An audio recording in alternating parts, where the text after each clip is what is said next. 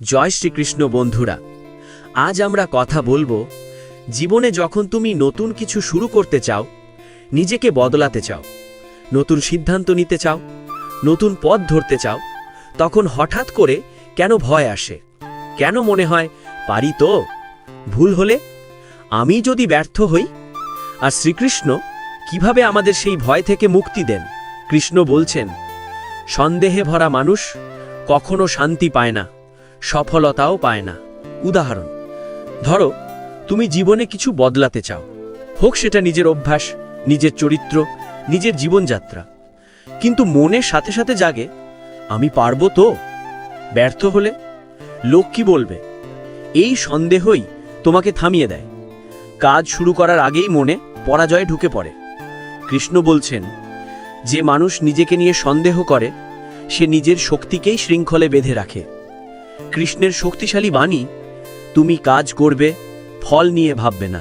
উদাহরণ, ধরো তুমি নিজের জীবনে একটা ভালো পরিবর্তন আনতে চাও, যেমন ভোরে ওঠা, রাগ নিয়ন্ত্রণ, যোগব্যায়াম শুরু করা, নিজেকে উন্নত করা, খারাপ অভ্যাস ছাড়া।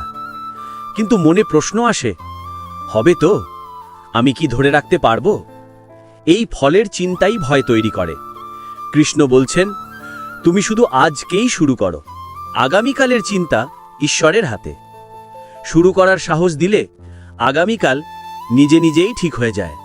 যুদ্ধক্ষেত্রে অর্জুন ভয় ও দুঃখে ভেঙে পড়েছিল। তার মনে হাজারো নেগেটিভ চিন্তা। সে বলেছিল, আমি পারবো না, আমার শক্তি নেই।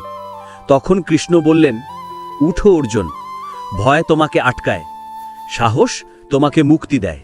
উদাহরণ, জীবনে পরিবর্তন আনতে চাইলে আমাদের ভেতরেও এই অর্জুনের মতো ভয় জাগে। আমি যদি ভুল করি, আমি যদি পরে সামলাতে না পারি। কৃষ্ণের শিক্ষা, সাহস কখনো ফল দেখে না, সাহস শুধু একটি কাজ করে, শুরু করে। কৃষ্ণ বলছেন, মনই তোমার শত্রু, মনই তোমার বন্ধু।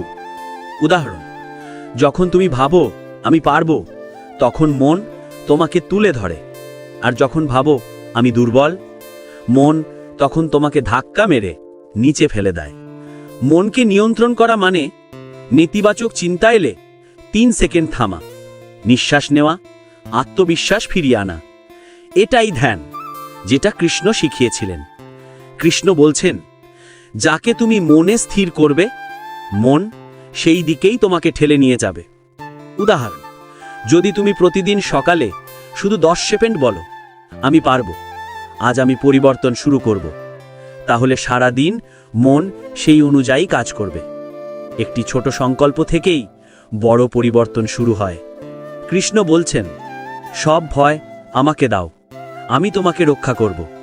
উদাহরণ, যখন তুমি নতুন কিছু শুরু করতে চাও, কোনো কাজ, কোনো সিদ্ধান্ত, কোনো পরিবর্তন, তখন শুধু বলো, হে কৃষ্ণ, আমি চেষ্টা করছি, বাকি পথ তুমি দেখিয়ে দাও। এই বিশ্বাস মানুষের ভিতর থেকে ভয়কে মুছে দেয়। বাস্তবে কিভাবে শুরু করবে? 1. কাজটাকে ছোট করে ভাগ করো, 1 ধাপ, তারপর আরেক ধাপ। 2. আজ শুধু শুরু করো, আগামীকাল নিয়ে ভাবো না। নেতিবাচক চিন্তা আসলে 3 সেকেন্ড থামো, মন রিসেট হয়ে যাবে। 4. প্রতিদিন 10 সেকেন্ড সংকল্প বলো, আমি পারবো, কৃষ্ণ আমার সঙ্গে আছেন। 5. নিজেকে দোষারোপ করো না, কৃষ্ণ কখনো কাউকে দোষী মনে করেন না, চেষ্টা দেখেন। বন্ধুরা, জীবনে ভয় থাকার মানেই তুমি ভুল পথে নয়, বরং তুমি নতুন পথে পা দিতে যাচ্ছ। কৃষ্ণ বলছেন, যিনি ভয়ে জয় করেন, ঈশ্বর তার পথ সহজ করে দেন।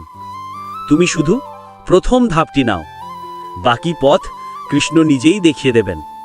জয় শ্রীকৃষ্ণ।